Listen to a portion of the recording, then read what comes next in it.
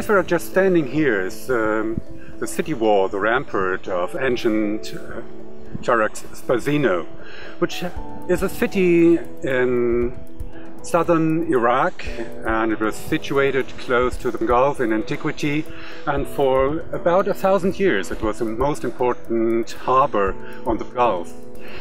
It was founded by Alexander the Great. The city was refounded later by his Spasinou. He was a governor of southern Iraq and much of the Gulf area in the mid of the 2nd century BC. The city of Charax Spasinou was only rediscovered in the mid-1960s. That was when an American archaeologist, John Huntsman, was conducting a survey of this part of southern Iraq. Since that time, and until quite recently, it's been off limits to researchers because of its sensitive location close to the Iraq-Iran border. Basra is one of the most important Islamic cities. It's the first Islamic city outside Arabian Peninsula, and it has a great history and archaeological sites. We was thinking for the Basra from the old period, the Sasanian, Parthian and Hellenistic period. One of the most interesting and important sites was Khayab. Dr. Jane Moon and Robert Killick, they was very interesting to visit the site. Then the Manchester University agreed to sign a contract with us to do a project there for 3 years. For doing survey and using a new high technology on the archaeological field.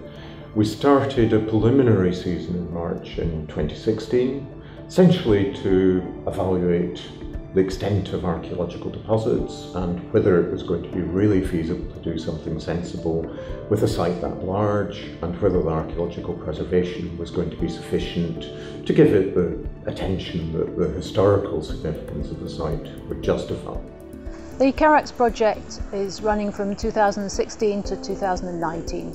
It's funded by the British government, the Department of Digital, Media, Culture and Sport via the British Council, and the objectives are essentially protection of cultural heritage in Iraq. We do have a city of between 5 and 6 square kilometers to cover without much standing architecture. On the other hand, you should imagine that this city here once was comparable to the main cities of the Roman Empire. So we should expect huge temple complexes, and we should expect a palace for the ruler of the province of Mycenae. So the major things that we're doing at the moment prioritize establishing extensive archaeological remains and the best ways for long-term protection. And that's actually one of the reasons why we're indulging primarily in surface documentation rather than extensive excavation.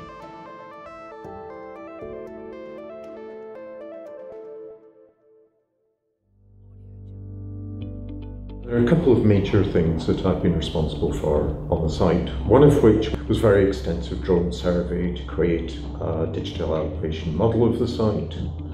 During the autumn 2017 season, what I've been concentrating on is carrying out the gradiometer survey, which records the magnetic traces of surviving archaeological deposits underneath the soil of the site.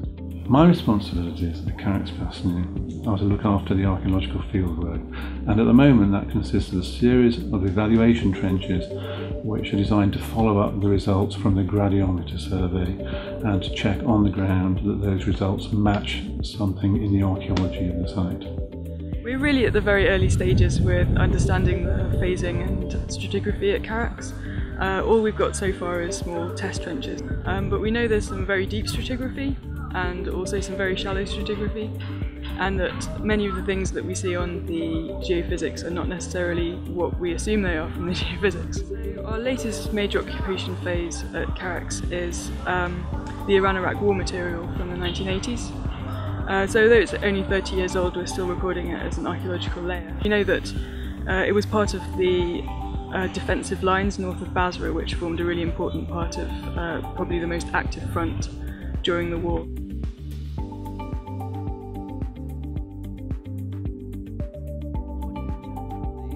Most important things that the project, it's a kind of collaborative project with the Iraqis, so we will gain and make our expert also for this new technology with the archaeological side. Now we have 2 people as a staff working with the Manchester University.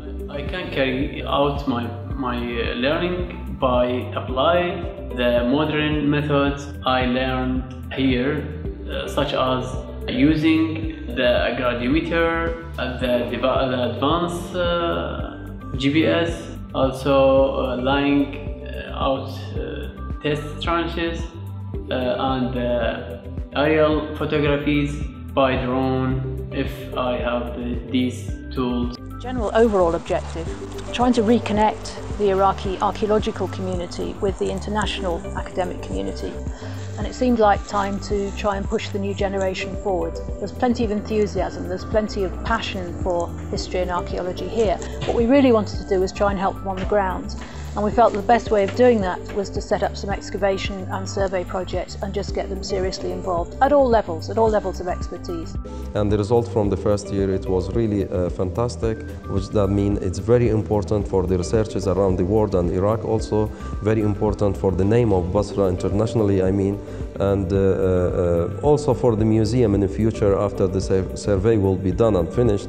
We are planning to make some excavation there, also to provide the museum, to reach the museum with the new objects coming from this site.